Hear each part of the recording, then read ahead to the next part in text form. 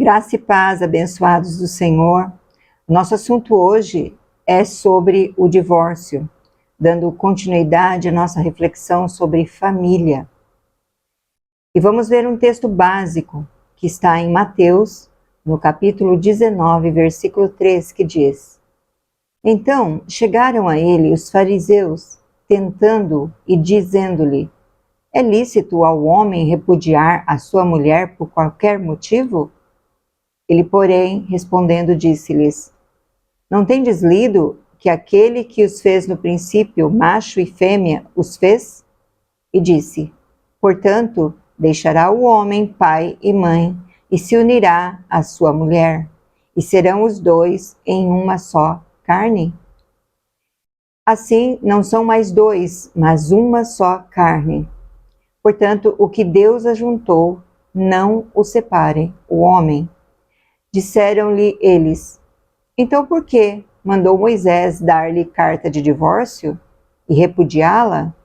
Disse-lhes ele: Moisés, por causa da dureza dos vossos corações, vos permitiu repudiar as vossas mulheres. Mas ao princípio não foi assim. Eu vos digo, porém, que qualquer que repudiar sua mulher, não sendo por causa de fornicação, e casar-se com outra, comete adultério. E o que casar com a repudiada, também comete adultério. Como podemos ver nessa passagem, o divórcio era permitido por causa da dureza do coração e algumas exceções no casamento. E nunca o casamento esteve em crise como nos dias atuais, na nossa atualidade. E vamos identificar agora algumas das causas e pontuar alguns conselhos e enumerar conselhos práticos na palavra de Deus ante a possibilidade do divórcio. E como foi dito aqui desde o começo, a instituição da família, ela é baseada na palavra de Deus e tem resultados diferentes de uniões que contrariam a direção divina.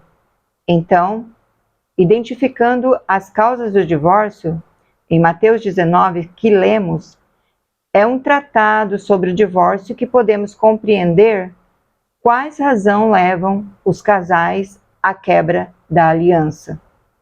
Então vamos citar 3 delas.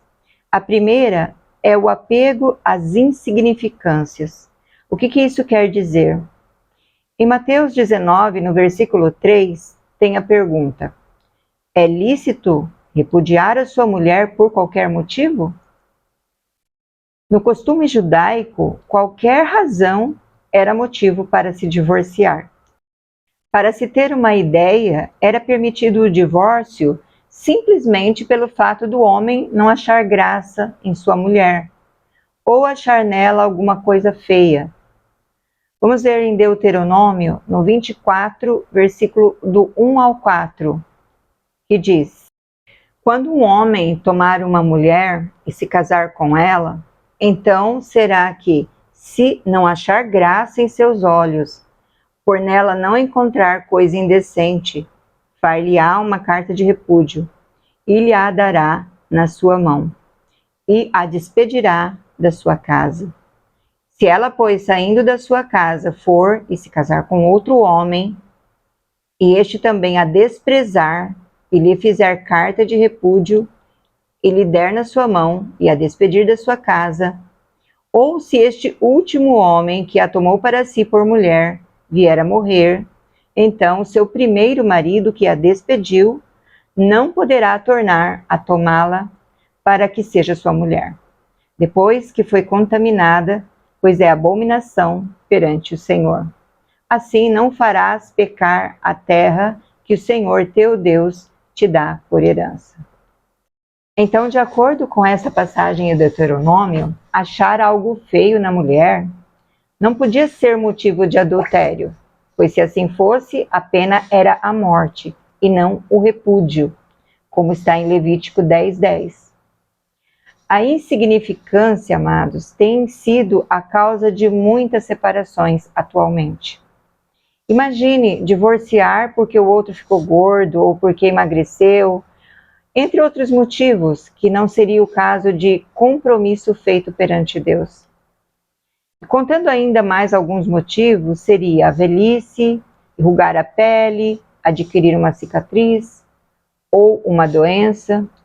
Os motivos de futilidade, eles não permitem que os casamentos perdurem, e nenhum pode perdurar se for assim. E o que fazemos então? Nós vamos para a Bíblia. A Bíblia diz que Deus odeia o divórcio, e somente permitiu o divórcio por causa da dureza do coração do homem e algumas exceções, que seria imoralidade. Então, o divórcio ele só foi permitido por Deus para liberar a mulher das suas obrigações para com seus ex-marido, em casos como foi citado, fornicação ou imoralidade sexual. Que o Senhor nos ajude sempre a construirmos e não desconstruirmos o casamento pela dureza do coração. Eu espero que essa reflexão nos ajude também a entender que insignificâncias, elas não têm importância no sentido de ir contra aquilo que Deus pede para que nós cumpramos perante Ele, que é a fidelidade no casamento. Que Deus abençoe a nossa vida e nos ajude em sabedoria a crescermos nesse entendimento. Até a próxima reflexão.